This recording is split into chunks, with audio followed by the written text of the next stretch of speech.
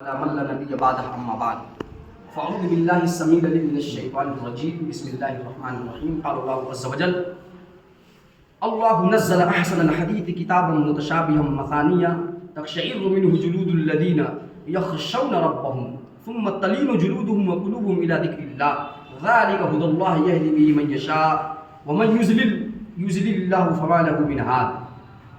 محترم سامعین، آپ حضرات کے سامنے اللہ رب العالمین کی مقدس کتاب قرآن مجید کی 23ویں پارے کی سورۃ الزمر سے آیت نمبر 23 تلاوت کی گئی ہے۔ اللہ رب العالمین نے اس ایک آیت کے اندر بنیادی طور پر دو تین چیزوں کی طرف اہل ایمان کی توجہ مبذول کرائی ہے۔ دو تین چیزوں کے تعلق سے اللہ نے اہل ایمان کو خبر دیا ہے۔ وہ کون سی دو تین چیزیں ہیں؟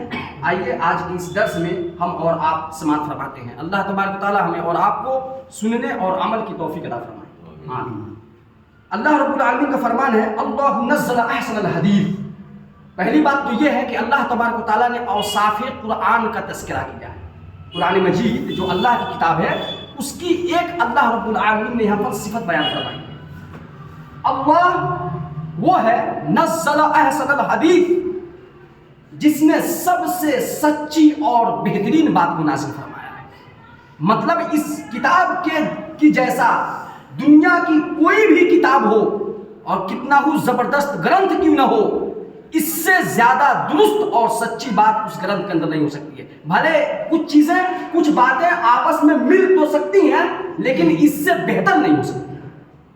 اس گرنتھ کی باتیں اس گرنتھ اور اس کتاب سے بہتر تو کبھی بھی نہیں ہو سکتی ہے۔ یہ اہل ایمان کا اس پر ایمان ہونا چاہیے اور یہ بات معلوم ہونی چاہیے۔ اسی وجہ سے سر کٹا سکتے ہیں لیکن اس کے خلاف ایک حرف نہ سننے کے لیے ایک مسلمان جس کا اس پر ایمان ہوتا ہے نہ تیار ہوتا ہے اور نہ اس کتاب کے ایک بھی حکم کو یہ کبھی بھی وہ دوبارہ اور تسلیم کر سکتا ہے کہ یہ ہاں تھوڑا سا اس کے اندر یہ حکم جو ہے وہ ذرا سا ایسا ہے تو ایسا ہونا چاہیے، لمحے بھر کے لیے، کیونکہ اس کے اوپر ایمان ہے۔ ایسا اللہ نے خود گواہی دی ہے اور اللہ نے بتلائی ہے کہ سب سے بہتر اور اچھی اور سچی بات اللہ نے نازل فرمائی کتاب متشابہہ۔ یہ وہ کتاب ہے جس کتاب کی باتیں سب سے سچی اور اچھی ہیں، اور ایک تو صفت یہ ہو گئی اور اسی کتاب کی دوسری صفت گویا کہ اللہ نے یہ بیان فرمائی کتاب متشابہہ کہ یہ یعنی کہ آپس میں ملتی جلتی آیات پر مشتمل ہے۔ یہ کتاب کس پر مشتمل ہے؟ اس کی جو باتیں ہوں گی نا، اس کی جو آیات ہوں گی وہ آپس میں ملتی جلتی ہوں گی۔ آپ دیکھیے قرآن مجید کی تلاوت کیجئے گا، اس وقت اللہ نے صاف طور پر چیلنج کر دیا اور چیلنج کیا، اور ساتھ ہی ساتھ اس چیلنج کا رب العالمین نے وہیں پر جواب بھی دے دیا فَإِن لَمْ تَفْعَلُوا وَلَن تَفْعَلُوا۔ اے دنیا کے تمام وہ لوگوں جو اس کتاب کے خلاف تم پروپیگنڈا کرتے ہو یا اس کتاب کو چاہتے ہو کہ اس دھرتی سے مٹا دیا جائے یا اس کتاب کے بارے میں تم اٹھ پٹانگ اناپ شناپ باتیں جو بیان کرتے ہو، رب نے کھلا چیلنج دیا ہے پوری دنیا کے ان لوگوں سے جو اس کے خلاف کچھ بھی عقیدہ رکھتے ہو یا بات کرتے ہو۔ کیا کہ اگر تمہیں فَإِن لَمْ تَفْعَلُوا، اگر تم نہیں کر سکتے ہو، لَن تَفْعَلُوا تو یاد رکھو قیامت کی صبح تک تم کر بھی نہیں سکتے ہو۔ کرنے کی کوشش مت کرنا اس لیے کہ تم ناکام اور نامراد ہو جاؤ گے، کیونکہ اسے میں نے نازل کیا ہے، میری طرح تم کیسے بنا سکتے ہو؟ بنا کر دکھلا دو جو میری طرح کوئی درخت تم بنا کر دکھلا دو، کوئی آدمی بنا کر دکھلا دو، جن چیزوں کو میں نے ڈائریکٹ بنایا ہے ویسا کوئی انسان نہیں کر سکتا۔ اگر کر لے گا یہ ہمارا عقیدہ ہے، کوئی کر ہی نہیں سکتا ہے۔ اس لیے اللہ رب العالمین نے کہا کہ مثانیہ یعنی کہ آپس میں ملتی جلتی آیات پر مشتمل ہے یہ کتاب، اور یہ تو اس کی یہاں تک گویا کہ اس کتاب کی اللہ نے صفت بیان فرمائی ہے، اور اس کا ایک بہت بڑا مقصد اللہ نے اب آگے بیان فرمایا تقشعر منہ جلود الذین یخشون ربہم۔ یہ مقصد ہے، کیا ہے؟ تقشعر منہ جلود الذین یخشون ربہم، جو لوگ اپنے رب سے ڈرتے ہیں، جو لوگ اس اللہ سے ڈرتے ہیں جو اللہ نے نازل کیا ہے، جس اللہ نے، اور جو ان کا رب ہے وہی اللہ ان کا رب ہے، تو جو وہ اس رب سے، رب کا کیوں یہاں پر اللہ کا نہیں تذکرہ ہوگا، اللہ سے جو ڈرتے ہیں نہیں رب سے ڈرتے ہیں، کیوں؟ یہ یاد دہانی کرائی گئی ہے کہ جس کی تم پیدا ہونے سے لے کر کے 24 گھنٹہ جس کی تم یعنی کہ نعمتوں میں اور جس کی تم فضل اور کرم سے فائدہ اٹھاتے رہتے ہو، 24 گھنٹہ تم جس کی یعنی کہ انعامات میں تم پلتے ہو بڑھتے ہو، جس کی تم یعنی کہ رحمتوں اور نعمتوں میں سے تم سانس لیتے ہو، رب سے ڈرنا تمہارا فرض منصبی بنتا ہے۔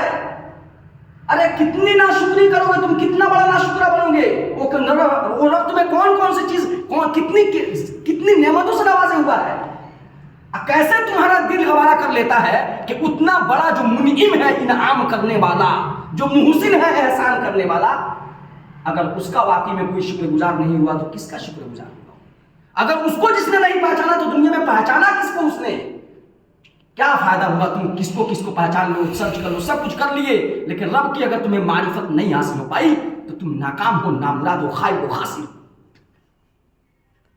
تو اللہ رب العالمین نے کہا تقشعر منہ جلود الذین یخشون ربہم، جو لوگ اپنے رب سے ڈرتے ہیں ان کا جو چمڑا ہے، چمڑا ان کا جو جلد ہے، چمڑا کیا ہوتا ہے؟ تقشعر، کانپ اٹھتا ہے۔ جب اس کتاب کی تلاوت کی جاتی ہے، جب اس کتاب کے نازل کرنے والے کے احکامات کو بیان کیا جاتا ہے، تو جن کا اس رب سے ڈر ہے، جن کے دل کے اندر جو اس رب پر ایمان لائے ہوئے ہیں، ان کی اللہ نے ایک حالت یہ بیان کی، ایک کیفیت یہ بیان کی ہے کہ وہ کانپنے لگتے ہیں، ان کا چمڑا کانپنے لگتا ہے، کپ کپی سی تاری ہو جاتی ہے۔ اگر یہ کیفیت نہیں ہے تو انسان کو اپنے ایمان کو ضرور چیک کر لینا چاہیے۔ اپنے ایمان کو چیک کرتے رہنے کی اسی وجہ سے ضرورت ہے۔ ہم نیا موبائل خریدتے ہیں نا، کپڑا بھی سڑ جاتا ہے تو اسکرین دیتا ہے کیسے، وہ کہاں سے کہاں پہنچا دیتا ہے، جو اس کو پر ٹچنگ ہونے لگتی ہے، دھیرے دھیرے کیا ہو جاتا ہے، اس کے بعد بسا اوقات ایک وقت ایسا بھی آتا ہے کہ زبردستی کتنا بھی انگلی لگے تو کام نہیں کرتا ہے۔ نیا تھا، ایمان نیا کیجیے۔ کیا کیجیے ایمان کو؟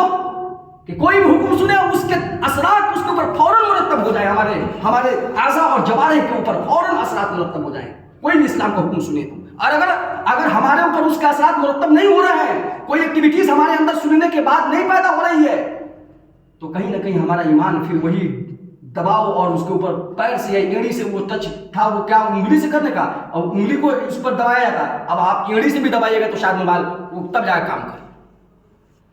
تو اس لیے ہمیں اور آپ کو انشاءاللہ تعالیٰ اس میں اور جو اگلی باتیں وہ کل کے درس میں بیان کی جائیں گی۔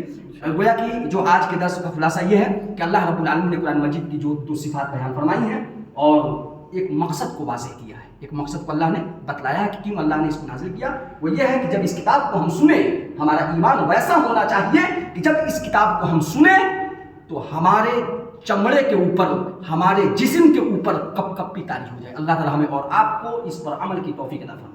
آمین۔